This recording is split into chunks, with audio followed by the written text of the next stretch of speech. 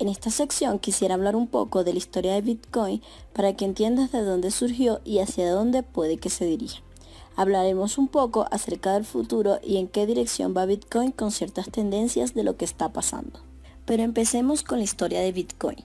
¿De dónde vino Bitcoin? Desde las profundidades de la crisis del 2008, cuando los bancos se fueron abajo, cuando hubo una crisis de confianza total en la economía de los Estados Unidos se fue abajo y el resto del mundo estaba teniendo dificultades, de repente, entre todo ese caos, se publicó un papel, lo que se llama un white paper. Fue el 31 de octubre por alguien llamado Satoshi Nakamoto.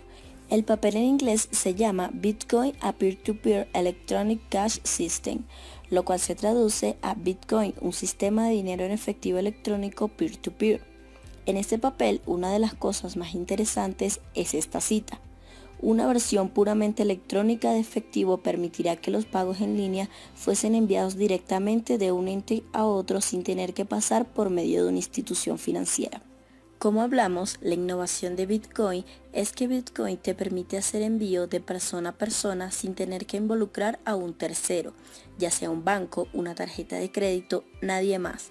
Este tipo de comunicación se llama peer-to-peer, como mencionamos, y por ejemplo es cuando uno manda un correo electrónico, un mensaje de texto, cualquier tipo de comunicación peer-to-peer. Pero como mencionamos, no se puede enviar efectivo por correo electrónico, pero con Bitcoin sí. Y esa es la innovación grande de Satoshi Nakamoto, que por cierto, nadie sabe quién es Satoshi Nakamoto. Es un nombre y se publicó en este papel, pero hasta hoy en día nunca se supo quién es. Incluso Satoshi Nakamoto se ha desaparecido desde el 2010, no se ha oído más nada de él. Pero la innovación fue que Satoshi empató lo que era peer-to-peer con esta innovación llamada blockchain o cadena de bloques. Cabe mencionar que Bitcoin no fue el primer intento en cuanto a lograr dinero electrónico. Hubo previos intentos. Por ejemplo, tan remoto como en 1976 se publicó un papel por un dúo de personas llamadas Wakefield Diffie y Martin Hellman, el cual se llamó Las nuevas direcciones en criptografía, en la que estaban hablando de una funcionalidad similar a lo que es un blockchain, lo cual sería un libro mayor, es decir, una contabilidad compartida. Desde 1976 ya se estaba hablando de eso, pero no se había logrado dinero en efectivo. En 1983 se creó una opción llamada eCash por David Chaum. Tampoco fue exitosa. Luego, en 1997, se publicó algo llamado Hashcash Proof of Work. Tampoco fue exitoso. Sin embargo, la funcionalidad de Proof of Work es una de las principales piezas que logran lo que es el consenso entre los mineros que hacen que Bitcoin sea exitoso.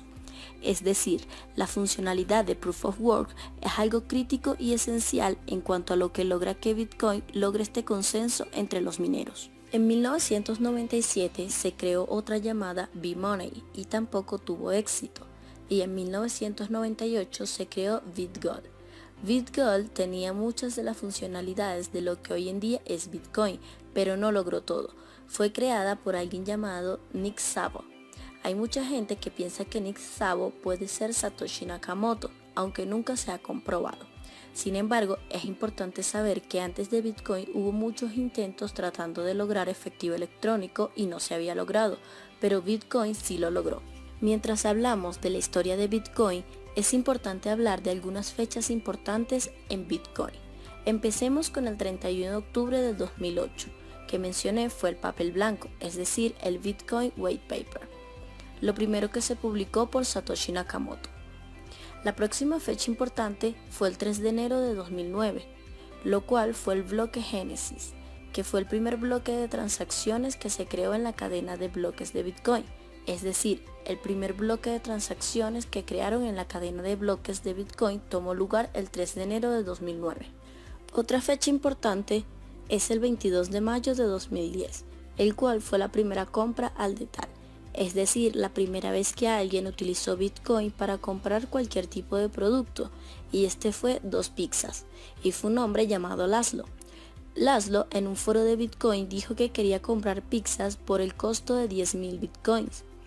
El costo de esas 2 pizzas era aproximadamente $25 en 2010 cuando sacamos el cálculo.